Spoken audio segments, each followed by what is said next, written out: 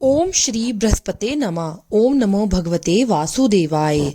प्रिय भक्तों, आज है गुरुवार यानी बृहस्पतिवार का दिन और इस शुभ अवसर पर आप सभी सुनने जा रहे हैं बृहस्पतिवार व्रत की संपूर्ण कथा और आरती। हे बृहस्पति देव, इस कथा को सुनने वाले सभी भक्तों के कष्ट दूर कीजिएगा और सभी की मनोकामनाएं पूर्ण कीजिएगा। बृहस्पतिवार व्रत कथा। भारतवर्ष में एक प्रतापी और दानी राजा राज्य करता था। वह नित गरीबों और ब्राह्मणों की सहायता करता था। यह बात उसकी रानी को अच्छी नहीं लगती थी। वह ना ही गरीबों को दान देती और ना ही भगवान का पूजन करती थी और राजा को भी दान देने से मना किया करती थी। एक दिन राजा शिकार खेलने वन को गए हुए थे तो रानी महल में अकेली थी। उस समय बृहस्पति देव साधु वेश में राजा के महल में भिक्षा के लिए आए और भिक्षा मांगी। रानी ने भिक्षा देने से इनकार कर दिया और कहा, हे साधु महाराज, मैं तो इस दान पुण्य से तंग आ गई हूँ। मेरा पति सारा धन लुटाते रहते हैं। मेरी इच्छा है कि हमारा धन नष्ट हो जाए, फिर ना रहेगा बांस ना बजेगी बांसुरी। साधु ने कहा, देवी, तुम तो बड़ी विचित्र हो। धन संतान तो सभी चाहते हैं, पुत्र और लक्ष्मी तो पापी के घर भी होने चाहिए। यदि तुम्हारे पास अधिक धन है तो भूखों को भोजन दो, प्यासे के लिए प्याऊ बनाओ, मुसाफिरों के लिए धर्मशालाएं खुलवाओ। जो निर्धन अपनी कुंवारी कन्याओं का विवाह नहीं कर सकते उनका विवाह कर दो। ऐसे और कई काम हैं जिनके करने से तुम्हारा यश लोक परलोक में फैलेगा। परंतु रानी पर उपदेश का कोई प्रभाव ना पड़ा। कहने लगी, महाराज, आप मुझे कुछ मत समझाइए। मैं ऐसा धन नहीं चाहती जो हर जगह बांटती फिरूं। साधु ने उत्तर दिया, यदि तुम्हारी ऐसी इच्छा है तो तथास्तु। तुम ऐसा करना कि बृहस्पतिवार को घर लेपकर पीली मिट्टी से अपना सिर धोकर स्नान करना, भट्टी चढ़ाकर कपड़े धोना। ऐसे करने से आपका सारा धन नष्ट हो जाएगा। इतना कहकर वह साधु महाराज वहां से आलोप हो गए। साधु के कहे अनुसार बातों को पूरा करते करते रानी को केवल 3 बृहस्पतिवार ही बीते थे कि उसकी समस्त धन संपत्ति नष्ट हो गई। अब भोजन के लिए राजा का परिवार तरसने लगा। तब एक दिन राजा ने रानी से कहा, हे रानी, तुम यहीं रहो, मैं दूसरे देश को जाता हूँ, क्योंकि यहाँ पर सभी लोग मुझे जानते हैं, इसलिए मैं कोई छोटा काम नहीं कर सकता। ऐसा कहकर राजा परदेश चला गया। वहां वह जंगल से लकड़ी काट कर लाता और शहर में बेचता। इस तरह वे अपना जीवन व्यतीत करने लगा। इधर राजा के परदेश जाते ही रानी और दासी दुखी रहने लगी। एक बार जब रानी और दासी को 7 दिन तक बिना भोजन के रहना पड़ा तो रानी ने अपनी दासी से कहा, हे दासी, पास ही के नगरी में मेरी बहन रहती है, वो बड़ी धनवान है, तू उसके पास जा और कुछ ले आ ताकि थोड़ी बहुत गुजर बसर हो जाए।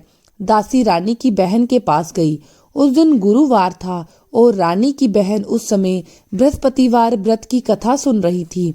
दासी ने रानी की बहन को अपनी रानी का संदेश दिया, लेकिन रानी की बहन ने कोई उत्तर नहीं दिया। जब दासी को रानी की बहन से कोई उत्तर नहीं मिला तो वो बहुत दुखी हुई, उसे क्रोध भी आया।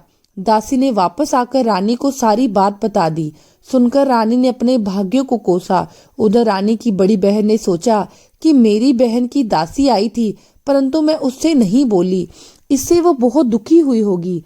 कथा सुनकर और पूजन समाप्त करके वह अपनी बहन के घर गई और कहने लगी, हे बहन, मैं बृहस्पतिवार का व्रत कर रही थी, तुम्हारी दासी मेरे घर आई थी, परंतु जब तक कथा होती है तब तक ना उठते हैं ना ही बोलते हैं, इसलिए मैं नहीं बोली। कहो दासी, क्यों गई थी? रानी बोली, बहन, तुमसे क्या छुपाऊं, हमारे घर में खाने तक को अनाज नहीं था। ऐसा कहते कहते रानी की आंखें भर आईं। उसने दासी समेत पिछले 7 दिनों से भूखे रहने की बात अपनी बहन को विस्तार पूर्वक सुना दी। रानी की बहन बोली, देखो बहन, भगवान बृहस्पति देव सबकी मनोकामना पूर्ण करते हैं। देखो, शायद तुम्हारे घर में अनाज रखा हो। पहले तो रानी को विश्वास नहीं हुआ, पर बहन के आग्रह करने पर उसने अपनी दासी को घर के अंदर भेजा तो उसमें सचमुच अनाज से भरा एक घड़ा मिल गया। यह देखकर दासी को बड़ी हैरानी हुई। दासी रानी से कहने लगी, हे रानी, जब हमको भोजन नहीं मिलता तो हम व्रत ही तो करते हैं, इसलिए क्यों ना इनसे व्रत की कथा और विधि पूछ ली जाए ताकि हम भी व्रत कर सकें। तब रानी ने अपनी बहन से बृहस्पतिवार व्रत के बारे में पूछा। उसकी बहन ने बताया, बृहस्पतिवार के व्रत में चने की दाल और मुनखा से विष्णु भगवान का केले की जड़ में पूजन करें, दीपक जलाएं, व्रत कथा सुने और पीला भोजन ही करें। इससे बृहस्पति देव प्रसन्न होते हैं। व्रत और पूजन विधि बताकर रानी की बहन अपने घर को लौट गई। 7 दिन के बाद जब गुरुवार आया तो रानी और दासी ने व्रत रखा। गुड़ साल में जाकर चना और गुड़ लेकर आई, फिर उससे केले की जड़ तथा विष्णु भगवान का पूजन किया। अब पीला भोजन कहाँ से आए? इस बात को लेकर दोनों बहुत दुखी थे, क्योंकि उन्होंने व्रत रखा था, इसलिए बृहस्पति देव उनसे प्रसन्न थे। इसलिए वे एक साधारण व्यक्ति का रूप धारण कर 2 थालों में सुंदर पीला भोजन दासी को दे गए। भोजन पाकर दासी बहुत प्रसन्न हुई और फिर रानी के साथ मिलकर भोजन ग्रहण किया। उसके बाद वे सभी गुरुवार को व्रत और पूजन करने लगी। बृहस्पतिवार भगवान की कृपा से उनके पास फिर से धन संपत्ति आ गई, परंतु रानी फिर से पहले की तरह आलस्य करने लगी। तब दासी बोली, देखो रानी, तुम पहले भी इसी प्रकार आलस्य करती थी, तुम्हें धन रखने में कष्ट होता था, इस कारण सभी धन नष्ट हो गया, और अब जब भगवान बृहस्पति देव की कृपा से धन मिला है तो तुम्हें फिर से आलस्य होता है। रानी को समझाते हुए दासी कहती है, बड़ी मुसीबतों के बाद हमने ये धन पाया है, इसलिए हमें दान पुण्य करना चाहिए, भूखे मनुष्यों को भोजन कराना चाहिए और धन को शुभ कार्यों में खर्च करना चाहिए, जिससे तुम्हारे कुल का यश बढ़ेगा, स्वर्ग की प्राप्ति होगी, पितर प्रसन्न होंगे। दासी की बात सुनकर रानी अपना धन शुभ कार्यों में खर्च करने लगी, जिससे पूरे नगर में उसका यश फैलने लगा। फिर एक दिन रानी और दासी आपस में विचार करने लगी कि ना जाने राजा किस दिशा में होंगे, उनकी कोई खोज खबर भी नहीं है। उन्होंने श्रद्धा पूर्वक बृहस्पति भगवान से प्रार्थना की कि राजा जहाँ कहीं भी हो शीघ्र अपने घर लौट आए। उधर वह राजा एक दिन दुखी होकर जंगल में पेड़ के नीचे आसन जमाकर बैठ गया। वह अपनी दशा को याद करके व्याकुल होने लगा। बृहस्पतिवार का दिन था। एकाएक उसने देखा कि निर्जन वन में एक साधु प्रकट हुए। वह साधु वेश में सब बृहस्पति देवता थे। लकड़हारे के सामने आकर बोले, हे लकड़हारे, इस सुनसान जंगल में तू चिंता मगन क्यों बैठा है? लकड़हारे ने दोनों हाथ जोड़कर प्रणाम किया और उत्तर दिया, महात्मा जी, आप सब जानते हैं मैं क्या कहूँ। ये कहकर वो रोने लगा और साधु को अपनी आत्मकथा सुनाई। महाराज जी ने कहा, तुम्हारी स्त्री ने बृहस्पति के दिन बृहस्पति भगवान का निरादर किया है, जिसके कारण रुष्ट होकर उन्होंने तुम्हारी ये दशा कर दी। अब तुम चिंता दूर करके मेरे कहने पर चलो तो तुम्हारे सभी कष्ट दूर हो जाएंगे और भगवान पहले से भी अधिक संपत्ति देंगे। तुम बृहस्पति के दिन कथा किया करो, 2 पैसे के चने मुनक्का लाकर उसका प्रसाद बनाओ और शुद्ध जल से लोटे में शक्कर मिलाकर अमृत तैयार करो। कथा के पश्चात अपने सारे परिवार और सुनने वाले प्रेमियों में अमृत और प्रसाद बांटकर आप भी ग्रहण करें। ऐसा करने से भगवान तुम्हारी सब मनोकामनाएं पूर्ण करेंगे। साधु के ऐसे वचन सुनकर लकड़हारा बोला, हे प्रभु, मुझे लकड़ी बेचकर इतना पैसा नहीं मिलता जिससे भोजन के बाद कुछ बचा सकूं। मैंने रात में अपनी पत्नी को व्याकुल देखा है, मेरे पास कुछ भी नहीं जिससे मैं उसकी खबर मंगा सकूं। साधु ने कहा, हे लकड़हारे, तुम किसी बात की चिंता मत करो। बृहस्पतिवार के दिन तुम रोजाना की तरह लकड़ियां लेकर शहर को जाओ। तुमको रोज से 2 गुना अधिक धन प्राप्त होगा, जिससे तुम भली भांति भोजन कर लोगे और बृहस्पति देव की पूजा का सामान भी आ जाएगा। जो तुमने बृहस्पतिवार की कहानी के बारे में पूछा है वो इस प्रकार है। प्राचीन काल में एक बहुत ही निर्धन ब्राह्मण था। उसकी कोई संतान नहीं थी। वह नित्य पूजा पाठ करता था, लेकिन उसकी पत्नी न स्नान करती और न किसी देवता का पूजन करती। इसी कारण वह ब्राह्मण देवता बहुत दुखी रहते। भगवान की कृपा से ब्राह्मण के घर एक कन्या उत्पन्न हुई। कन्या बड़ी होने लगी। प्रातः स्नान करके वह भगवान विष्णु का जप करती, बृहस्पतिवार का व्रत करने लगी। पूजा पाठ समाप्त कर पाठशाला जाती तो अपनी मुट्ठी में जौ भरकर ले जाती और पाठशाला के मार्ग में डाल दी जाती। लौटते समय वही सोने के हो जाते तो उनको बीनकर घर ले आती। एक दिन वो बालिका सूप में उन सोने के जौ को फटक कर साफ कर रही थी। तभी उसकी माँ ने देख लिया और कहा, हे बेटी, सोने के जौ को फटकने के लिए सोने का सूप भी तो होना चाहिए। दूसरे दिन गुरुवार था। उस कन्या ने व्रत रखा और बृहस्पति देव से सोने का सूप देने की प्रार्थना की। बृहस्पति देव ने उसकी प्रार्थना स्वीकार कर ली। रोजाना की तरह वह कन्या जो फैलाती हुई पाठशाला चली जाती। पाठशाला से लौटकर जब वो जो बिन रही थी तो बृहस्पति देव की कृपा से उसे सोने का सूप भी मिल गया। उसे वह घर ले आई और उससे जो साफ करने लगी, परंतु उसकी माँ का वही डंग रहा। एक दिन की बात है, कन्या सोने के सूप में जब जो साफ कर रही थी, उसी समय उस नगर का राजकुमार वहां से निकला। कन्या के रूप और कार्य को देखकर वह उस पर मोहित हो गया। राजमहल आकर वो भोजन और जल त्याग कर उदास होकर लेट गया। राजा को जब राजकुमार द्वारा अन्न जल त्यागने का समाचार पता चला तो वह अपने मंत्रियों के साथ अपने पुत्र के पास गया और उसका कारण पूछा। राजकुमार ने राजा को उस लड़की के घर का पता भी बता दिया। मंत्री जी उस लड़की के घर गए। मंत्री ने ब्राह्मण के सामने राजा की ओर से निवेदन किया। कुछ ही दिन बाद ब्राह्मण की कन्या का विवाह राजकुमार के साथ संपन्न हो गया। इधर कन्या के घर से जाते ही ब्राह्मण देवता के घर में पहले की तरह गरीबी का निवास हो गया। एक दिन दुखी होकर वह ब्राह्मण अपनी पुत्री से मिलने गए। बेटी ने पिता की अवस्था को देखा और अपनी माँ का हाल पूछा। ब्राह्मण ने सभी का हाल कह सुनाया। तब कन्या ने बहुत सारा धन देकर अपने पिता को विदा कर दिया। लेकिन कुछ दिन बाद फिर से वही हाल हो गया।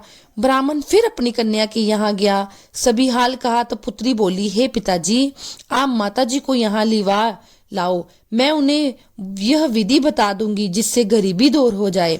ब्राह्मण देवता अपनी पत्नी को लेकर अपनी पुत्री के पास गए और जब वे राजमहल पहुंचे तो पुत्री अपनी माँ को समझाने लगी, हे माँ, तुम प्रातः काल स्नान आदि करके विष्णु भगवान जी का पूजन करो तो सब दरिद्रता दूर हो जाएगी। परंतु उसकी माँ ने उसकी एक भी बात नहीं सुनी। वो प्रातःकाल उठकर अपनी पुत्री की बची जूठन को खा लेती थी। एक दिन उसकी पुत्री को बहुत गुस्सा आया। उसने अपनी माँ को एक कोठरी में बंद कर दिया। प्रातः उसे स्नान आदि करा के पूजा पाठ करवाया तो उसकी माँ की बुद्धि ठीक हो गई। इसके बाद वह नियम से पूजा पाठ करने लगी और प्रत्येक बृहस्पतिवार को व्रत करने लगी। इस व्रत के प्रभाव से मृत्यु के बाद वह स्वर्ग को गई। वह ब्राह्मण भी सुखपूर्वक इस लोक का सुख भोगकर स्वर्ग को प्राप्त हुआ। इतना कहकर साधु अंतर ध्यान हो गए। धीरे धीरे समय बीतने पर फिर वही बृहस्पतिवार का दिन आया। लकड़हारा जंगल से लकड़ी काटकर किसी शहर में बेचने गया। उसे उस दिन से और अधिक धन मिला। राजा ने चना गुड़ आदि लाकर गुरुवार का व्रत किया। उस दिन से उसके सभी कलेश दूर हो गए। परंतु जब दोबारा गुरुवार का दिन आया तो बृहस्पतिवार का व्रत करना भूल गया। इस कारण से बृहस्पतिवार भगवान नाराज हो गए। उस दिन उस नगर के राजा ने विशाल यज्ञ का आयोजन किया था और शहर में ये घोषणा कर दी कि कोई भी मनुष्य अपने घर में भोजन ना बनाए, ना आग जलाए। समस्त जनता मेरे यहाँ भोजन करने आए। इस आज्ञा को जो ना मानेगा उसे फांसी की सजा दी जाएगी। इस तरह की घोषणा संपूर्ण नगर में करवा दी गई। राजा की आज्ञा अनुसार शहर के सभी लोग भोजन करने गए, लेकिन लकड़हारा कुछ देर से पहुंचा, इसलिए राजा उसको अपने साथ घर लवा ले गए और ले जाकर भोजन करा रहे थे तो रानी की दृष्टि उस खूंटी पर पड़ी जिस पर उसका हार लटका हुआ था। वह वहां पर नहीं दिखाई दिया। रानी ने निश्चय किया कि मेरा हार इसी मनुष्य ने चुरा लिया है। उसी समय सिपाहियों को बुलाकर उसको कारागार में डलवा दिया। जब लकड़हारा कारागार में पड़ गया और बहुत दुखी होकर विचार करने लगा कि न जाने कौन से पूर्व जन्म के कर्म से मुझे ये दुख प्राप्त हुआ, और उसी साधु को याद करने लगा जो कि जंगल में मिला था। उसी समय तत्काल बृहस्पति देव साधु के रूप में प्रकट हुए और उसकी दशा देखकर कहने लगे, अरे मूर्ख, तूने बृहस्पति देव की कथा नहीं करी, इस कारण तुझे ये दुख प्राप्त हुआ। अब चिंता मत कर, बृहस्पतिवार के दिन कारागार के दरवाजे पर 4 पैसे पड़े मिलेंगे, उनसे तू बृहस्पति देव की पूजा करना, तेरे सभी कष्ट दूर होंगे। बृहस्पति के दिन उसे 4 पैसे मिले। लकड़हारे ने कथा कही।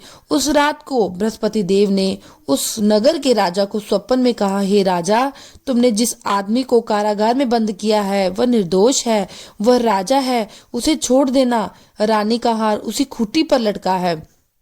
अगर तू ऐसा नहीं करेगा तो मैं तेरे राज्य को नष्ट कर दूंगा। इस तरह रात के स्वप्न को देखकर राजा प्रातःकाल उठा और खूंटी पर हार देकर लकड़हारे को बुलाकर क्षमा मांगी और लकड़हारे को योग्य सुंदर वस्त्र आभूषण देकर विदा किया। बृहस्पति देव की आज्ञा अनुसार लकड़हारा अब अपने नगर को चला गया। राजा जब अपने नगर के निकट पहुंचा तो उसे बड़ा आश्चर्य हुआ।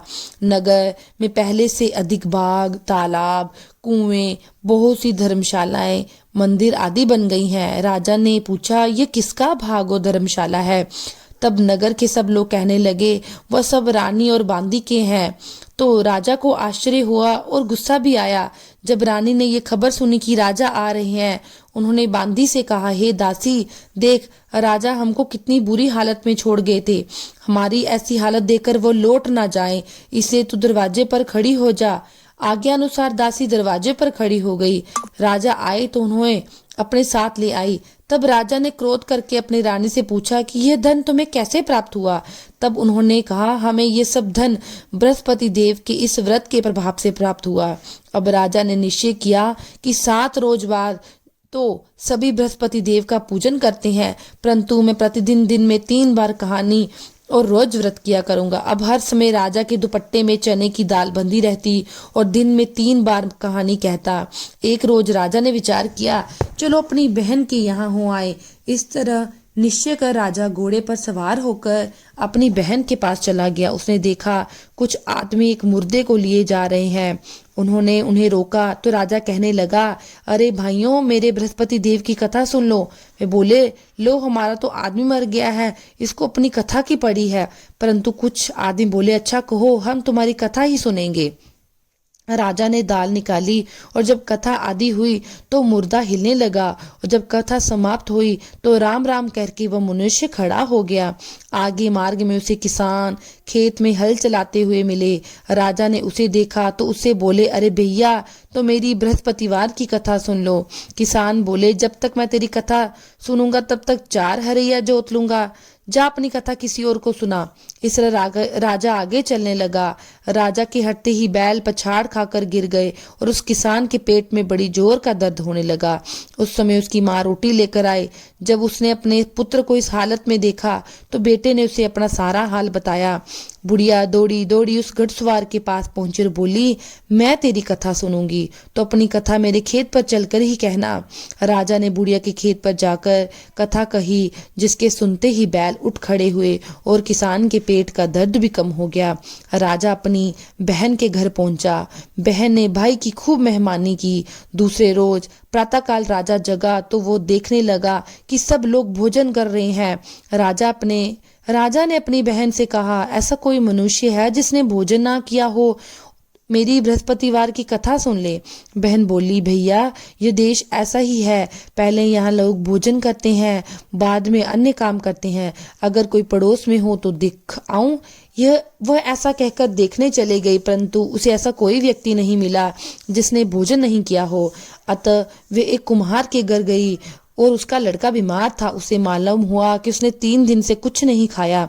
रानी ने अपने भाई की कथा सुनने के लिए कुम्हार को कहा, वहां पर तैयार हो गया। राजा ने जाकर बृहस्पतिवार की कथा कही, जिसको सुनकर उसका लड़का ठीक हो गया। अब तो राजा की प्रशंसा होने लगी। एक दिन राजा ने अपनी बहन से कहा, हे बहन, अब हम अपने घर को जाएंगे, तुम भी तैयार हो जाओ। राजा की बहन ने अपनी सास से कहा। सास ने कहा, हाँ चली जा, परंतु अपने लड़कों को मत ले जाना, क्योंकि तेरे भाई की कोई संतान नहीं है। बहन ने अपने भैया से कहा, हे भैया, मैं तो चलूंगी, पर कोई बालक नहीं जाएगा। राजा बोले, जब कोई बालक नहीं जाएगा तब तुम भी जाकर क्या करोगी। बड़े दुखी मन से राजा अपने नगर को लौट आया। राजा ने अपनी रानी से कहा, हम निर्वंशी राजा हैं, हमारा मुंह देखने का धर्म नहीं और कुछ भोजन आदि नहीं किया। रानी बोली, हे प्रभु, बृहस्पति देव ने हमें सब कुछ दिया, वह हमें संतान अवश्य देंगे।